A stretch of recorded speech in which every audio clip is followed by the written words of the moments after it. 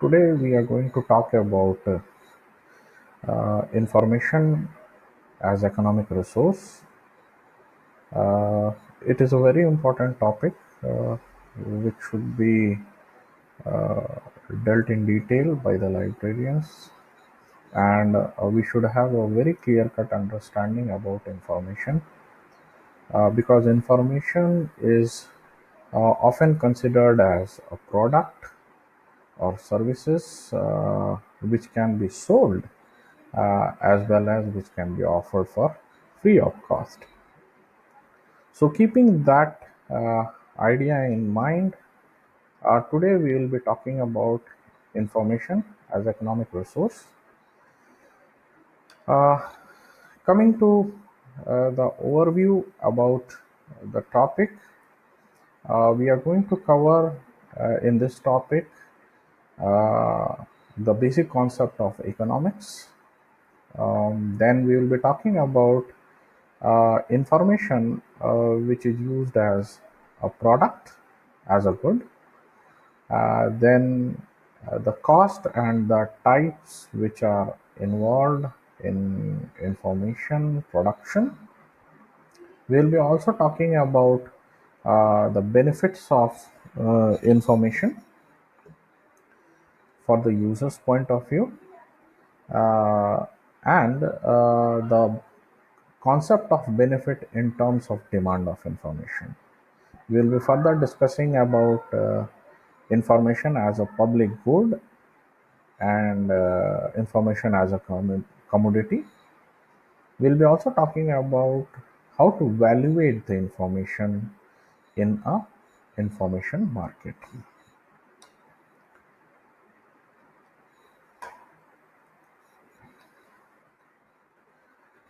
Okay, as you know, economics is defined as the study of allocation of scarce of resources. When we say that scarcity of resources, the basic idea is that all the resources are limited.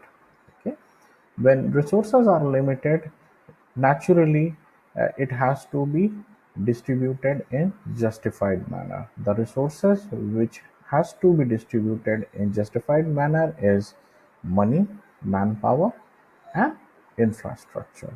When we talk about money, the first thing which comes in mind is the budget. Okay, the budget basically is a kind of a projection for your future expenditure and revenue, whereas revenue is total income during the process or by the selling of the product whatever you get, and in order to produce a product, how much you have spent. Okay, that comes under expenditure. Then another important point which comes as resources, the manpower, where we talk about the staff management. Normally when we talk about the staff, we have two kinds of staff. One is skilled and other is unskilled. So the manpower management basically involves how you manage your skilled staff in the best possible way so that you get an overall economy. Okay, and how best you use your unskilled staff for an overall efficient system. Then comes the infrastructure. Infrastructure involves the space which contains the working area, the building, the hardware, the software, uh, the furniture, and so on and so forth. Talking about hardware and software, it involves the computers or equipments, the software involved in those machines, the application software, the system software. These all are different kinds of resources for which we talk about the best allocation of resources in order to achieve the best economy. Now, when we talk about best allocation, whenever we come forward with an idea of a new product or a new service, not even in library parlance, or even when we talk about in general, we will come across with different kinds of alternatives. Okay, so now you need to evaluate different alternatives, and then you need to come out with the best possible solution. The best possible solution is always in terms of cost and benefit. Okay, the cost, when we talk about it, is a kind of the total investment you go for in order to complete a product, or in order to complete a service, or in order to achieve your goal. So it is a kind of investment in terms of money, in terms of manpower, in terms of your hardware, software, everything, uh, all different kinds of resources which are involved in order to achieve your final product or final service. Okay, then comes the benefit.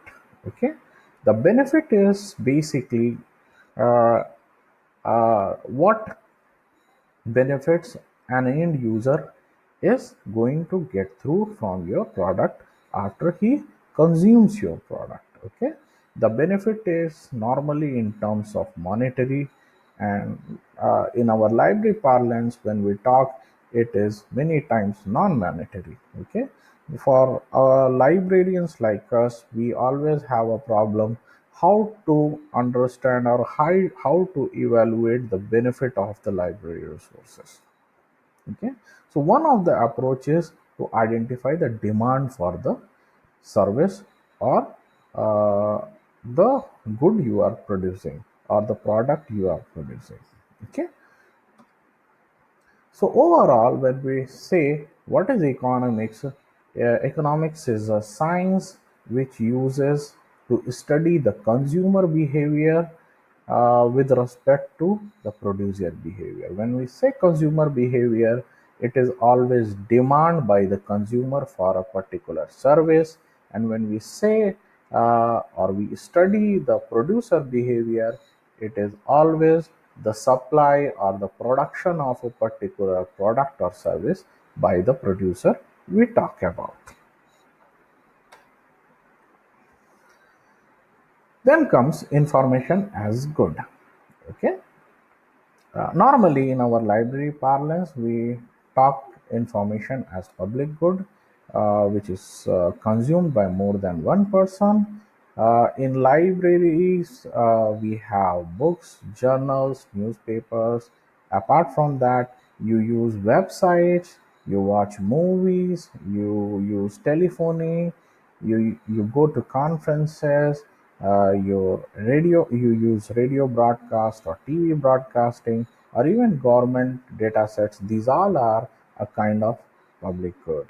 Even your library, if you consider as a service, it is a kind of public good.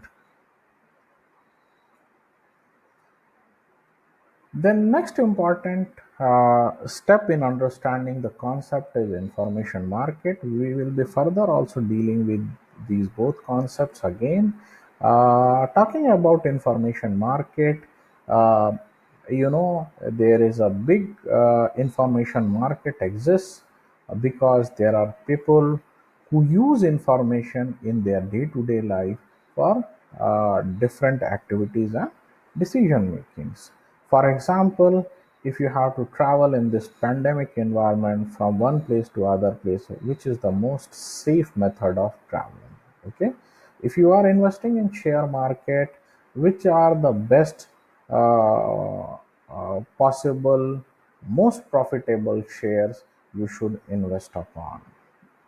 Okay, if you are going to watch a movie, or you are going to buy a book, or you want to read, whether that is worth reading, so you go for reviews of movies or books. So likewise, there are different scenarios in our day-to-day life where we use information for making decisions. For example, even nowadays, uh, very frequently we use Google Map.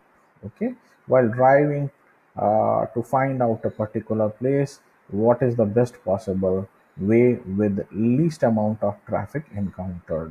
So these are some examples of using information in our day-to-day life, and this makes a kind of market where information is uh, used apart from it is being sold and it is being purchased.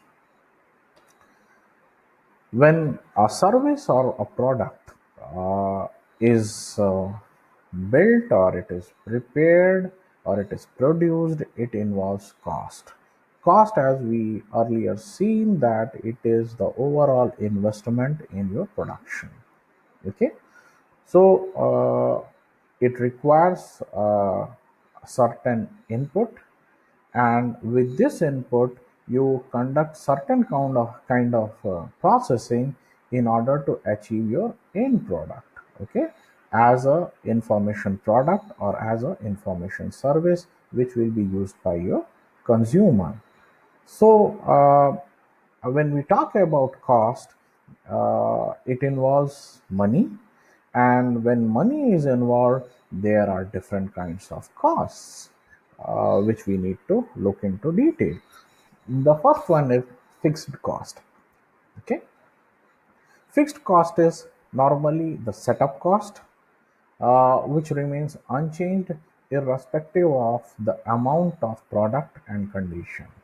Okay, so you are making a single product or you are making multiple product, you are going to cater one user in your with your information service, or you are going to cater more than one user or thousand user. There is a basic fixed cost, okay, which is going to unchanged if you are going to cater one or you are going to cater more than one. Okay, so this cost is known as fixed cost. Normally the fixed cost involves your building, your space, your equipments, and so on and so forth. Apart from fixed cost, there is another cost which is known as variable cost. Variable cost changes as your quantity of output changes. Okay, so if you are going to cater more than one user, then with your information service, that means you need to put more resources. Okay, you need to put more people on work, you need to give more wages, you need to put more working hours, sometimes you need to have more raw material. Say for example, if you are going to print a bulletin of your library, if you are going to print 1,000 bulletins, you require more working hours, you require more material, more paper, more ink. Okay, you require more number of workers, you require more wage to pay to these workers. So these all involve your variable cost, whereas the building where you are conducting all this exercise is a kind of fixed cost. Okay, then another type of cost is total cost. Total cost is nothing but it is a sum of fixed cost and variable cost. Okay. Apart from this, there is also opportunity cost, which we'll be talking in due course of this presentation, this class.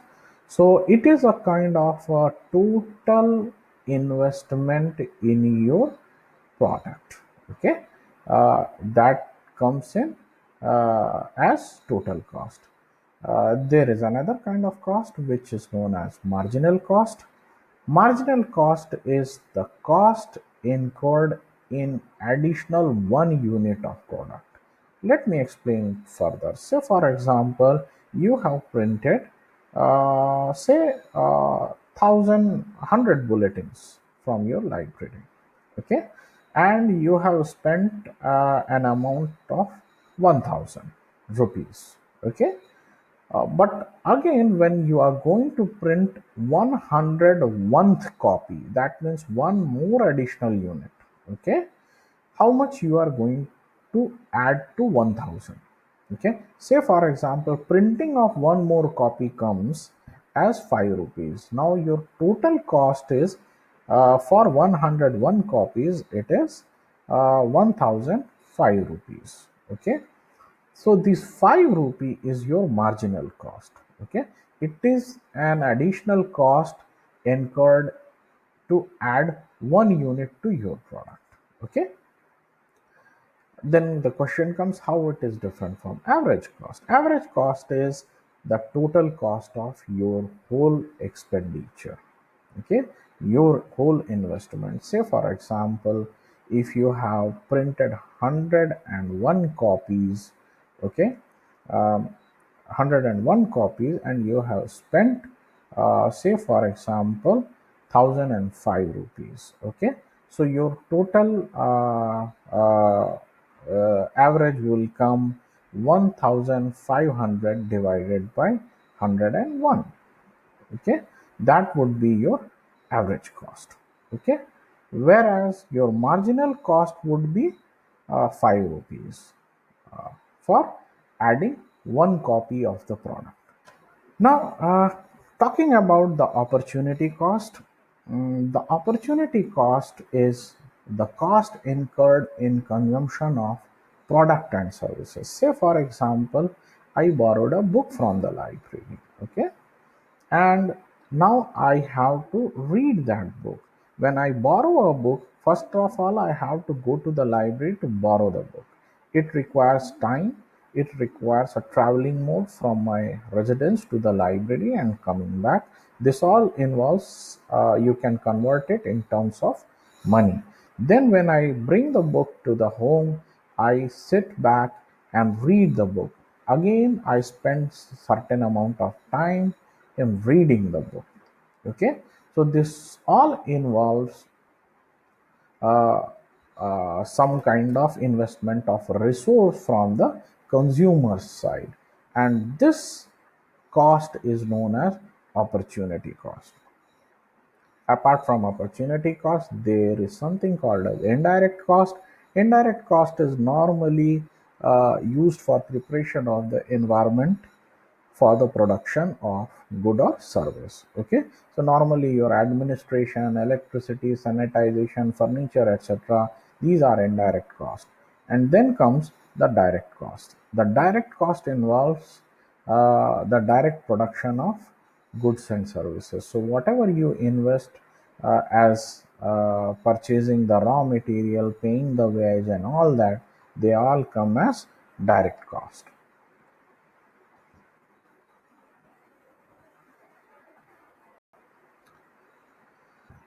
When there is investment, definitely there will be discussions about the benefits drawn because of the investment made. Let us talk about the investment, or let us talk about the benefits out of the investments made. Okay, so normally benefit is measured in terms of demand of a product. If demand is more, naturally we understand that more number of people are benefited, and that is why there is more demand for the product. Okay, uh, demand is also measured in terms of willingness of quantity purchased by the consumer on a given price. Say, for example, if the price is fixed, but with the fixed price, people want to buy more number of product. Okay, more amount of services, more service hours. Okay, so now that shows that there is a demand of your service, there is a demand of your product. Okay, say for example, a student come to your library and then they say, no, we want more library hours. That means your library is more in demand. Okay, your library is doing good for the user, and users are being benefited by your library. Okay, the another parameter is the price. Okay, uh, for which a user is ready to pay more for your service or your product. Okay, so the amount of money the user pays for using your product and service is price. Okay, so if there is hike in price, and even then people are buying your product, that means your product is good and people are being benefited. Often there is a discussion that what is the difference between cost and price. Cost is the overall investment you made in order to make a production of a good or a service, whereas the price includes investment along with the profit. Okay. Since we measure benefit in terms of demand, let us discuss little bit about demand. Okay. Uh, there are certain factors which affect the demand of your product or your service. Okay. uh, for the first thing is the price of good. Okay, the price of your service. If uh, the price is more, and even then people are buying your product, that means your product is more in demand. Okay. Then second important thing is consumer's income. If consumer has more income, he will buy more product. Okay, he will buy more service. He will buy more service hours from you. Okay, so your demand also increases by the income of your product, whereas plays a major role, because lesser the price, more the demand, higher the price, less the demand. Okay. Now again, coming to price of the related goods, let us take another example. Okay, say for example ebook readers, like Kindle or other ebook readers. If the price of Kindle device comes down to, say for example, 500 rupees, which is now normally 5,000 rupees, now it comes to 500 rupees, there will be more purchase of Kindle devices. If there will be more purchase of Kindle devices, naturally there will be more demand for ebooks. Okay, to read those ebooks using the Kindle devices. Okay, so sometimes the related goods also create a kind of demand for your product or your service. Then comes the consumer taste. Another example, let us take, say for example, we have two groups of users. Okay, one group is from the age group of, say for example, 40 to 50, and there is another age group which is from, say for example, 20 to 30. Okay, or maybe 20 to 40. And then we conduct a survey about the use of printed media and electronic media with this group.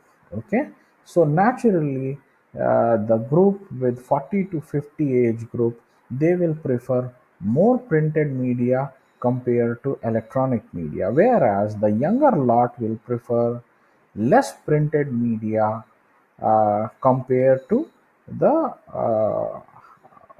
the group of 40 to 50 age group. Okay, in fact, the latter one would prefer more electronic format compared to the printed format. Okay, so many times we see the consumer's taste also set the demand of the market.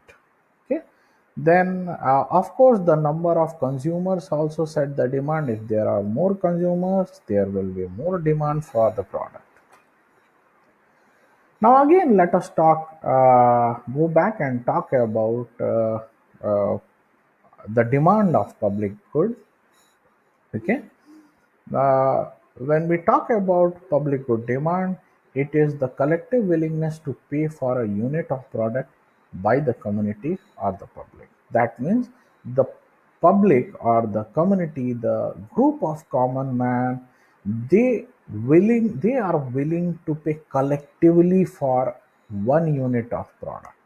Okay, take for an example of library consortia. In library consortia, we subscribe the journals, and then there is a group of libraries who are willing to pay for the subscription from the subscription bundle rather, to a agent or to the publishers. Okay, so now if they are willing to pay more for a unit, that means the particular bundle of journal is in more demand. Okay, uh, then how much benefit the community or the public draws from the product or the services you are giving them, okay, or you are selling them. That is also a very important factor which sets the public demand of your product. Then comes how to estimate public good demand. It is very difficult, especially in our library parlance, okay? Because money is, we don't sell the services, okay?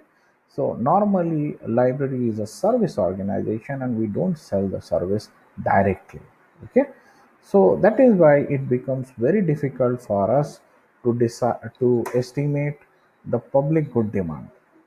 Okay, but we give a try to that, and we try to find out how you can really estimate public good demand. Say for example, if the patron is ready to invest more opportunity cost, okay, that means your resources are more in demand. Opportunity cost, as I told you, it is the investment of time or the resources by the user in order to use your product. Okay, if he is ready to take pain to use your product, that means your product is in demand.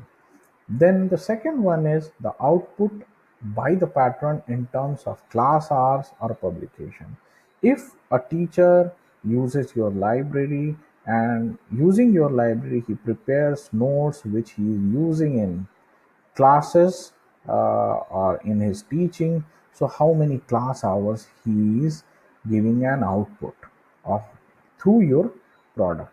Or very simple measure, these institutes they apply how many publications he is bringing out through the products he is using by the library.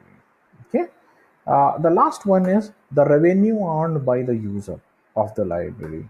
The revenue is normally in terms of the publications, through royalty, through patents, through some kind of consultancy services. Okay, using your library resources.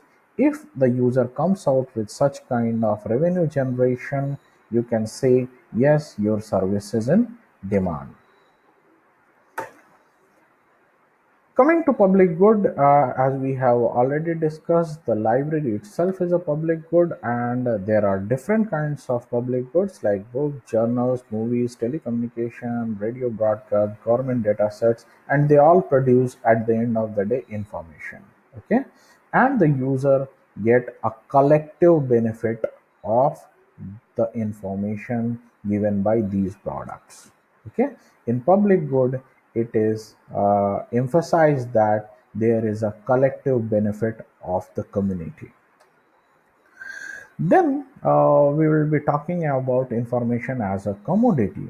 Okay, commodity is something we define which can be sold or which can be purchased. Okay, as information we had already talked about, it is a public good, but when we say information is commodity, we restrict information to be as private good. Okay, that means it can be bought by a single person, it can be used by a single person, or consumed by a single user. Okay, and you know there is a big publishing industry who is involved in selling and buying these information products. Okay, the users, as you know, they are consumer of this information, and the commodity is ready to pay for the and the user is ready to pay for use of this commodity uh, for the benefit of himself or for using day-to-day decision making.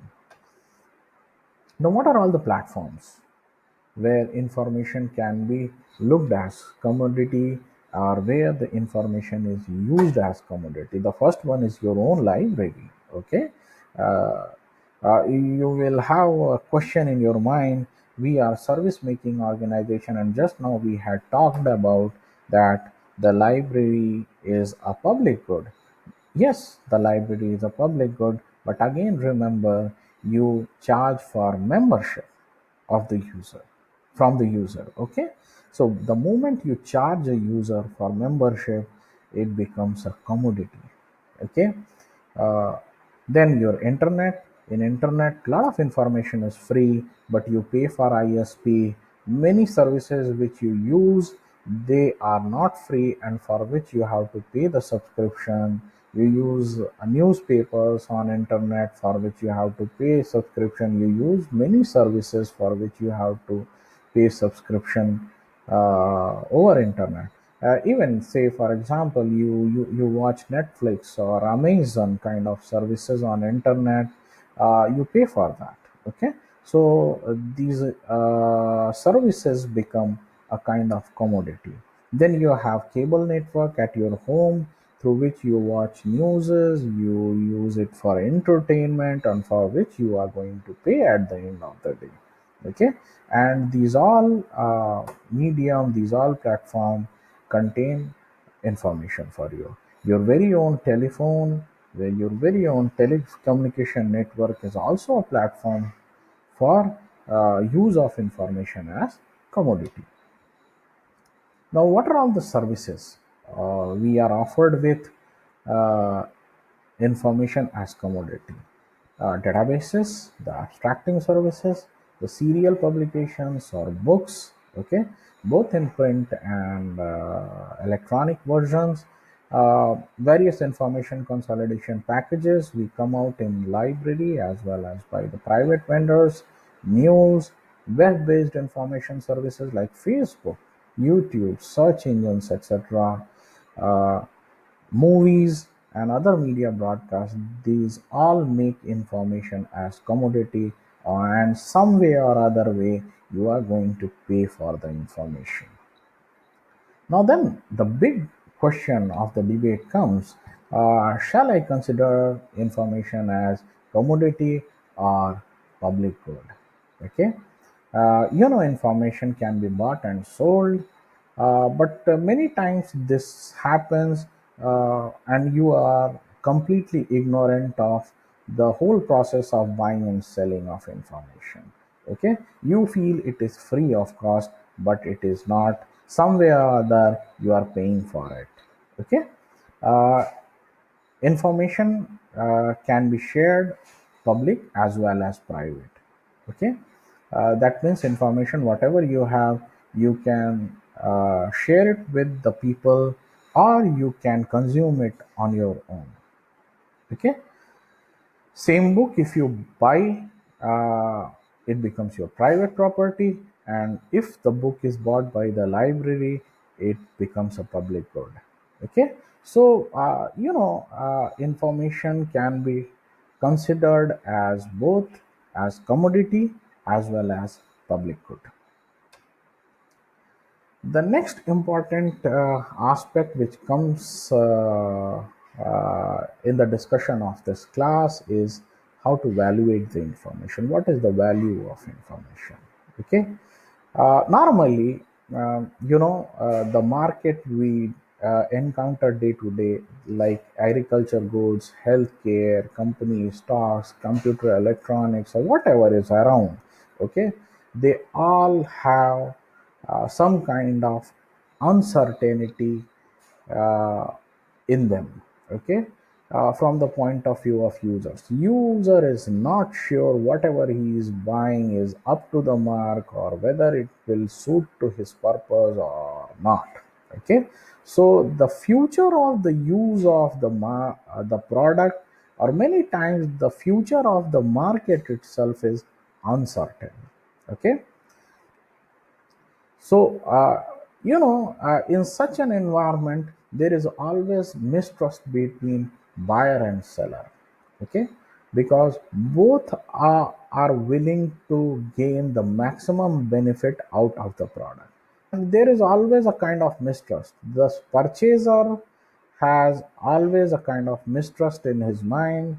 The seller will have uh, uh, the seller will always try to convince the buyer that whatever he is going to buy is best suited for his purpose. Okay, so there is always a kind of mistrust between buyer and seller. We see a kind of a tussle between buyer and seller, uh, uh, with the idea that both want to have the best gain out of their product.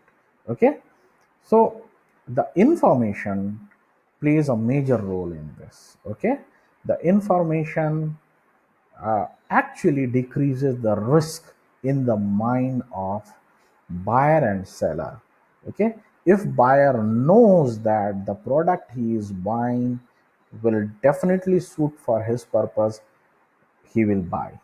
And if seller will have the best information about the buyer, okay, about the purchaser, he will try to customize his product. He will try to convince the buyer that he should buy his product, okay, citing the condition or citing the requirement of the buyer. Okay, so the role of information becomes very crucial in this environment. Okay, so the ultimately it is the demand of information which sets the value of information. Now, in information market, what are all various aspects or what are all various things which are involved, we need to consider. The first thing is the producer who is producing the information. Okay, say for example it is author, it is publisher, it is printer. These all come under the category of producers. Then comes the seller. Seller is normally a kind of intermediary who is an agent. Okay, sometimes publisher directly can sell, sometimes the publisher gives the service to the gives sells his service through the agents. Okay, so it is the agent acts as intermediary. Your library itself is a kind of intermediary for your product. Okay, so library is an intermediary. Library is also a seller of the product. Ultimately, your product is used by the consumer, the reader. Okay, uh, who is going to use your library. Some of the important aspect which we need to consider apart from this is related to the information, uh, like the quality of information, the cost of information, the value of information. Okay, because you need to validate, the user need to validate whether if whatever he is buying, okay, whatever the information product or information service he is buying, it ultimately answers his question. It is fit for his uh, his use, or it is fit for his work, or it is fit for his goals. Okay, so fitness for use is the key of information market. Now we will be moving ahead to look into what are all different markets we have for information, or we call it as information markets.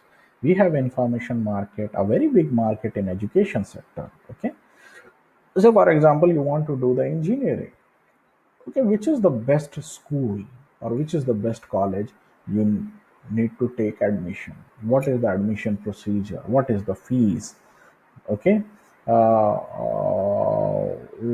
what kind of entrance exams you have to go through? This all information is required, and there are agents who provide this kind of information. Then comes the health sector. Say for example I have to go for open heart surgery and I have a limited budget. Then what are all the available options are there where I can look in? What are all the hospitals? Who are all the doctors available who fit for my treat who are fit for my treatment within my limited budget. A very important sector is insurance sector. Okay, where information market is very important.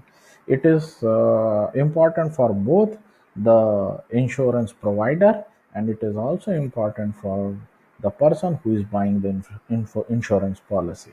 Okay, so information insurance provider should know uh, who are all the possible customers. Okay, so he need to conduct a kind of market survey. He need to find out the agent who will conduct a market survey, who will find out the group of the people who are really or who would be really interested in a particular kind of information policy. Similarly, the customer also has to look into which is the best possible insurance policy for his purpose. Okay, then elections are also very big market for information, where we want to know the profile of the possible candidates who are contesting in election, their capabilities, and other related information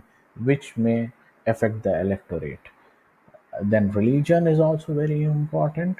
Employment is another important sector where information is very important, because say for example, uh, you are graduate of you are a graduate and you want to find what are all the best possible employment opportunities. You need to go for this. So there are many service providers, okay, like naukri.com and all that. They give you service for about the possible vacancies and the additional informations. Marriage bureau like shadi.com and all that are also kind of an information hub for the people who are looking for possible matches. Okay, of course, banking and stock sector is very important sector for those who want to invest their money uh, so that they can uh, get more benefit, they can acquire more money, or they can create more wealth out of the existing money or fund. Now, the how.